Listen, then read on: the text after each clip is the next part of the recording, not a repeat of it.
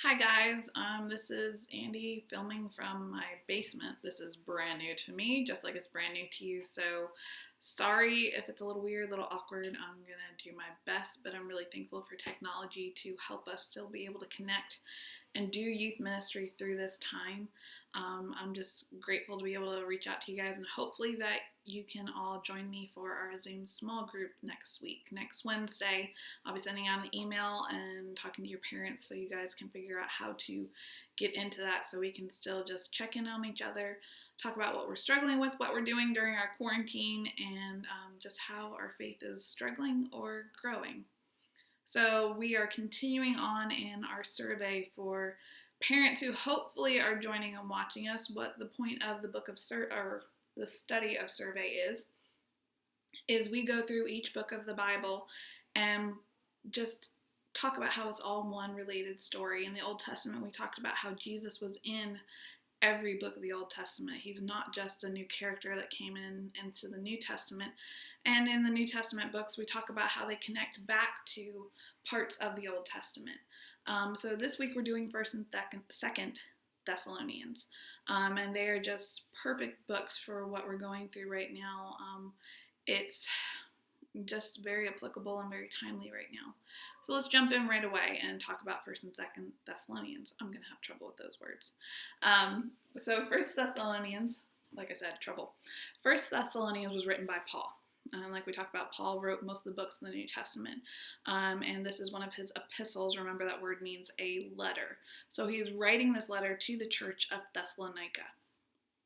And if you look back in the book of Acts, chapter 17, we learn the origins of the church of Thessalonica. So Paul and Silas and Timothy were on their missionary journey, and they came to the city of Thessalonica, and they went to the Jewish synagogue. Well, the Bible tells us that Paul preached and reasoned there with them for 3 weeks, and many became believers, and they grew in their excitement and passion, but the Jews that didn't believe became jealous and suspicious. So they went to the Roman authorities and said, "These people are proclaiming another king other than Caesar." And so unrest was stirred up because of these people becoming believers and because of these other Jews' jealousy of them. And so the Thessalonican Christians, is that a word, Thessalonican? They decided to send Paul and Silas on so that they could continue sharing the gospel around. But this, of course, left them at a disadvantage because now those who were teaching them about their faith were leaving them behind. So we're told that Paul and Silas and Timothy continue on to the next town. It was a city called Berea, and the Thessalonican Jews were so angry at the message that they were spreading that they traveled after them and went to Berea and stirred up trouble there for them as well. So this gives you an idea of what the Thessalonican Christians were facing. There's just intense angst towards them, and they were stirring up the officials and those around them in their culture. And so they were faced as new believers without a shepherd to really guide and lead them, to teach them about this new faith. They were left on their own. So that is what their situation was like. So Paul wrote them this letter because he was worried for them. He was anxious for them. So Paul actually sent Timothy back to Thessalonica to find a report of how they were doing. And he was so excited to hear that they were growing and flourishing in their faith despite the circumstances they were facing. So this letter is Paul writing back to them, being excited and grateful for what their response was. So it was an encouragement to encourage them to keep on, to continue in their faith, and to give them some more lessons about their faith, about how they could be growing, and to clear up some confusion they had about the return of Christ. So this letter was written as an encouragement. 1 Thessalonians 3:7 says, "Therefore, brothers, in all our distress and persecution, we were encouraged about you because of your faith." So this is Paul, who is the Apostle Paul, who is this paragon of faith and living out his life obediently to the call. And he's receiving encouragement from the faith of the Thessalonica church. So that's pretty powerful about how they were living out their life despite what was going on around them. So let's look into the summary of this book. Okay, so Paul begins by celebrating their faithfulness despite what was going on, and he actually takes a comfort in the common suffering that he and the church were going through. Sorry, my screen went dead.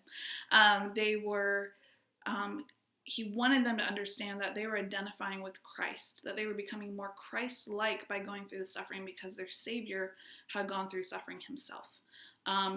He just saw it as a way to identify with Jesus in his life and death. And he was so comforted to hear from Timothy that despite all this, despite their young faith and their suffering, that they were growing in their faith. So Paul, in his letter, prayed for endurance for them to be able to continue despite what was going on around them.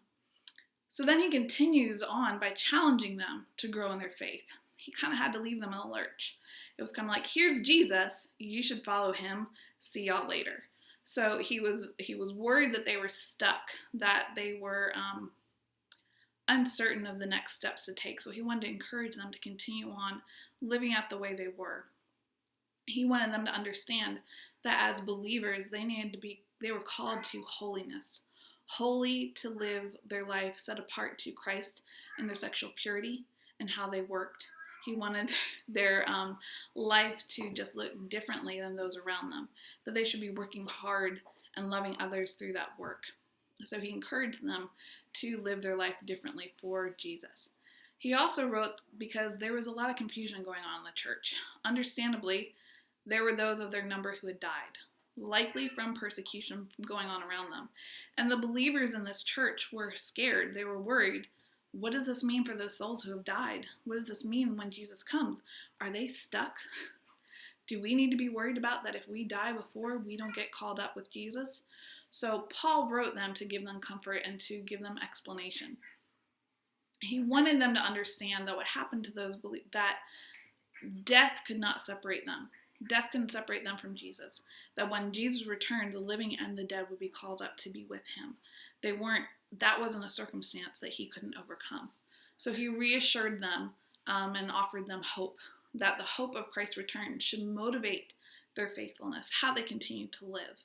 And he gave them a few more instructions on how to live and how to look differently in the world around them. And he finished it all off with a prayer of hope that God would keep them holy until his return. So that is the very brief overview of this book. It's very simplistic. It was very direct. And he spoke directly to their needs of what was going on in their lives and the fears and confusions that they had. So, like I said at the beginning, survey is all about how the Bible's one story. And so we always, with the Old Testament, we talked about foreshadowing, how each book pointed to the coming of Christ. Well, the New Testament, we do our connections. How does it reach back and tie into the Old Testament? Well, with 1 Thessalonians, he wanted them to know that the persecutions that they were facing was nothing different than the Jewish Old Testament prophets had faced, for standing up and being bold and proclaiming the coming of the Messiah, of calling people to turn back from their wickedness. It was the same that they had experienced, like Jeremiah, like Isaiah. But Jesus also warned that true prophets of God would always be opposed by the unrighteous. So there's this tie-in of how their life, the suffering that they were dealing with, was nothing new for believers of the true King. So we're going to move on to 2 Thessalonians, and I'm going to tie the applications of the two books together because they're really very similar. So we're going to move on to the next book, and when we get to the end, we'll talk about how this affects you and how your life should be affected and be made look differently because of these two books.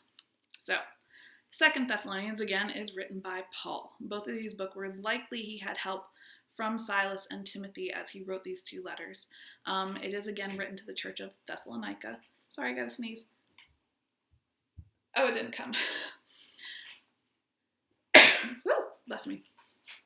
These books are written about a year to 2 years apart. So it's about 15 to 20 years after Christ had ascended. So the church is obviously very new in general, but the church of Thessalonica is brand new. So the reason Paul wrote was because he received a second report about this church and things still were not going well. Not that they weren't growing in their faith, but their circumstances around them were continuing to be oppressive, continuing to just bear down on them. And there was still confusion about the return of the Lord. And so Paul's writing basically for the same reasons. He's writing to continue to encourage them and to continue to teach them and give them hope and refresh them. So as we look into 2 Thessalonians, he again starts it off with encouragement. It's kind of like when someone asks you, do you want the good news or the bad news first? Paul was a good news first kind of guy. So he encouraged them to keep enduring through these trials. He reminds them that once again their suffering is identifying with Jesus. And the comfort that he offers is that Jesus' return will bring final justice. So in chapters 1, 6, and verses 6 through 7, it says, God is just. He will pay back trouble to those who trouble you and give relief to you who are troubled, and to us as well. This will happen when the Lord Jesus is revealed from heaven in blazing fire with powerful angels. He wants them to take comfort in the return of Christ, and he wants them to take comfort that Jesus will deal with those who are oppressing them, with those who are persecuting them, that he will handle it all in the end. Paul also had to explain to the believers that the day of the Lord hadn't come yet. There were those within the church that had started claiming that it had already happened, and they had been left behind, and they were fearful and panicking. It just caused chaos, and there were some claiming that Paul was saying that the day of the Lord had already come. And so Paul's just writing to them to say, it's not true. In the end, we know that Christ will come, and there will be no question for his people when the day of the Lord comes. But the point is that we aren't supposed to guess when the Lord is coming. Paul wanted, there are still people today that say, oh, we think it's coming in on this date. If you look throughout history, there are multiple examples of people predicting and saying this is the day when he's coming back. And it's just not true. That's not for us to know. The point was that we know it's coming. We know that he will win and he will reign, and we know that he will call his people up to him. And we know that we are to live faithfully until that time. That is our responsibility, is to continue in obedience and walking in trust of him. So Paul then had to go on and address a few other people within the body. There were those who were not working or providing for themselves, and we're not entirely sure why this was happening. Perhaps that they thought because the Lord had already come, why bother? But we don't know for sure. But it was affecting the group on a whole. So Paul referred back to when he was with them. He reminded them how when he was there, he had worked as a tent maker and provided for himself, not wanting to be a burden on them. He sought to model Christ's self-giving love and didn't expect them to provide for him. He then repeated a previous command. Chapter 3, verse 10. For even when we were with you, we gave you this rule. So he's already addressed it before. If a man will not work, he shall not eat. This lays out an important principle for us. We should be working hard so that our life can benefit others, so that it doesn't burden others. That's something that we need to take heart in our lives. Are we working for our own gain? Or are we working to serve those around us? The message that I really want you guys to get from these two books is that what you hope for shapes how you live. What are you placing your comfort and trust in? Because it affects what we do now in the day-to-day and how we live our life how we live out our life around those that we come into contact with. So what's our connection from this book to the Old Testament? Well, Paul refers back to the Old Testament several different times, mainly referring back to Daniel talking about the end times and the coming days. And in a way, by doing this, he's proving the Old Testament prophets. He refers back to Daniel's prophecy regarding the man of sin. So he brings back the Old Testament and reminds them to teach them about the coming of the Lord. So that's how it interconnects and unites the body as a whole. But what do we learn from these two books? What can we gain today, 2020, in the United States in the midst of coronavirus? So these are two messages that are just so fitting for us right now. And they're really the same message. Paul wrote for the same reason as both of these letters, just to continue to encourage them and to continue to push them to growth in their faith and to just give clarification of misunderstandings of their faith. So we're not going through persecution like the Church of Thessalonica. Is life different now? Yeah. For some, it's a struggle. But how are we responding to it? The Church of Thessalonica rose up. They rose up, they held strong to their faith, and they continue to do good to those around them. So how are you responding to this right now? Are you complaining that you're stuck at home? That you don't get to see your friends? Or that if you're homeschooled, you still have to keep doing school? Are you just spending your days binging Netflix, playing video games? Are you checking on your neighbors? Are you helping out your parents? Are you reading your Bible? Are you reaching out to friends and telling them about the church services that are online? Are you reassuring them in their fears and frustrations in this? The Thessalonians persevered despite their circumstances. They didn't let what came against them stop them. We're at home, we're limited, but we have technology that makes it possible for us to still live life together. Paul praised them for their love of others. How are you loving others in this? Are you checking on your neighbors? Are you reaching out? Are you praying for others?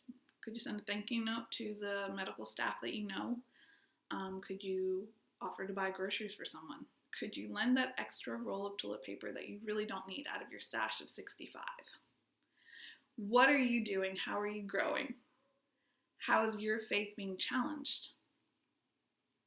Paul wanted them to grow because they were new believers. And Paul was still growing even as a more established believer. Are you growing in your faith? How are you getting along with your family right now? Is cabin fever hitting hard? These are the questions that we can face and answer right now. Are you feeling uncertain and scared? Our hope comes from Christ. Our lives are shaped by what we hope in.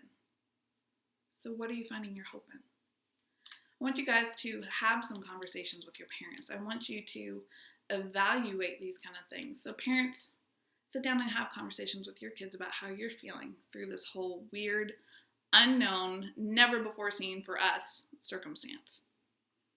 How does it feel if you're stuck at home with your kids, or are you one of the essential workers? How has your faith struggled in this time? How can you as a family be living out Jesus and showing it to those around you, even though we're supposed to be social distancing?